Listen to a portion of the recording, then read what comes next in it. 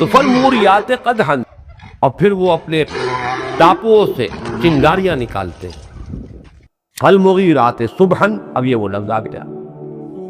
फिर वो हमला आवर होते हैं, टूट पड़ते हैं। गारतगरी के लिए, हमले के लिए टूट पड़ते हैं, हमला आवर होते हैं सुबह के वक्त, अल सुबह।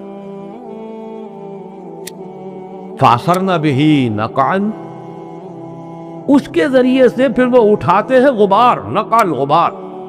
जाहिर बात है, घोड़ा जब तेज सर पर दौड़ रहे हो और घोड़ा भी एक ना हो, 150 घोड़े दौड़ रहे हो, तो उनके टापुओं से वो जो है गुबार भी उड़ता है और हवा के अंदर एक आंधी और गुबार की कैफियत होती है। फवसतना बिही जमा, यहाँ भी बिही में जो ज़मीर है मजरूर, ये सुबह के लिए, लेकिन ये गुबार के लिए भी हो सकती है, नकन के लिए भी हो सकती है।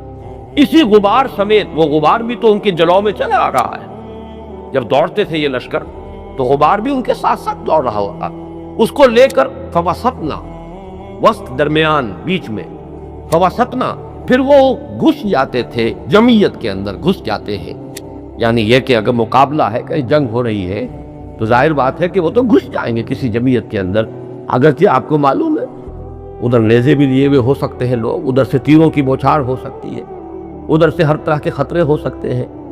अगर इंसान हलाक होते हैं और मारे जाते हैं जंगों में, तो घोड़े भी तो हलाक होते थे और मारे जाते थे।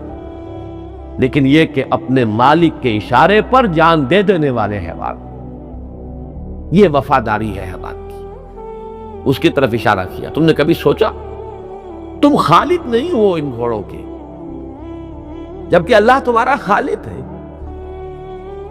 सिर्फ ये कि कुछ टहल सेवा करते हो। घोड़ा जानता है मेरा ये मालिक मुझे दाना डालता है, कभी जो है मेरे जिस्म को धोता भी है, मेरी टहल सेवा करता है, मुझे खिलाता है, पिलाता है।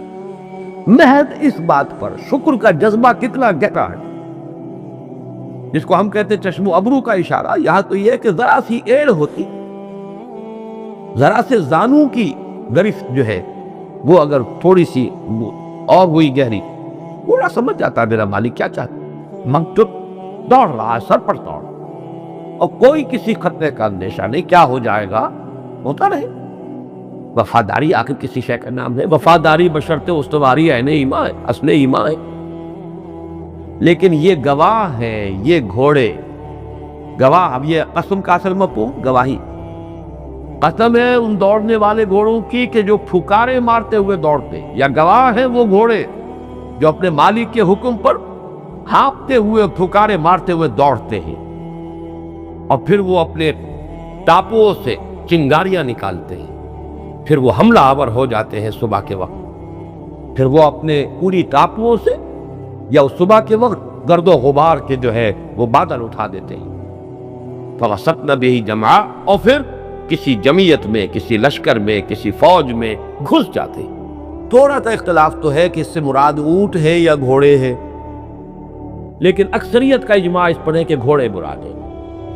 फिर एक ये भी राय है कि इससे मुजाहिदीन के घोड़े मुराद है, लेकिन अक्सरियत की राय यह है कि ये मुजाहिदीन या गैर मुजाहिदीन, बल्कि असलन यहाँ पर मुराद है। अरब में आपको मालूम है कि उनके यहाँ कबायली जिंदगी में गारतगरी, लूटमार, एक कबीला दूसरे कबीले पर हमला करता था, और वो हमला जो है कुछ चीजें उनके यहाँ बिल्कुल मुअय्यन थी, उसका टाइम टेबल मुअय्यन था। वो जिसको आप कहते हैं the small hours of the morning, ये सुबह का 3 बजे का, 2 बजे का, 2:30 बजे का, 4 बजे का वक्त। ये वक्त वो होता है कि जब सबसे ज्यादा गफलत तारी हो, कोई मरीज सारी रात न सोया हो, उस वक्त जरूर आंख लग जाती है। ठंडी ठंडी हवा, सुबह की एक खास सुहाना मौसम, सारी रात तड़पा हो, लेकिन यह कि एक खास वक्त पर आकर उसको एक सुकून हासिल होता है, और ये सबसे ज्यादा गफलत का वक्त है। तो वो जब आते थे घोड़ों पर आते थे। असल में घोड़ा उनके यहाँ ये था गारतगरी और जंग का असल जो है, जो सवारी का वो घोड़ा। ऊंट की रफ्तार उतनी तेज नहीं, इसलिए कि ये छापा मार जंग होती थी। बिजली की सी रफ्तार से आए, लूट मार की, कत्ल किया, सोते हुए को घोड़ों के सुमो तले कुचल दिया, और उसके बाद लूट मार की और फिर भाग गए उसी बिजली की सी रफ्तार के साथ, कि कोई पीछा करने वाला, कोई इनका हलीफ कबीला, कोई इधर उधर से दाएं से बाएं से कोई मदद ना आ जाए। काम का रिस्क काहे को ले जाए। جنگ تو نہیں لڑنی تھی، اصل میں تو لوٹنا تھا، غارت گری تھی، حملہ تھا، برباد کرنا تھا۔ تو یہ صبح کا وقت خاص طور پر، اسی لیے صبح کا لفظ جو ہے عربی لغت کے اندر صبح کے وقت حملہ آور ہونا۔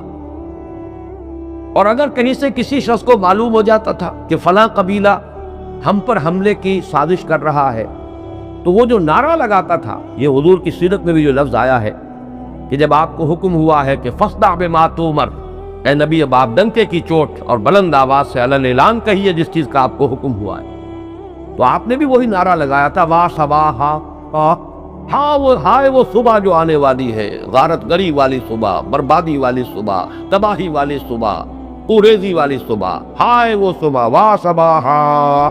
اب جب وہ نعرہ لگاتا تھا لوگ دوڑتے تھے ہر کان چھوڑ کر کہ اس کے پاس تو خبر آئی، وہ خبر معلوم ہونی چاہیے، بلکہ اس میں وہ آگے مزید اضافہ کرتے تھے۔ جو شخص یہ خبر دینا چاہتا تھا کسی اونچے مقام پر کھڑا ہو جاتا تھا، نعرہ لگاتا تھا اور مادرزاد برہنہ ہو جاتا تھا۔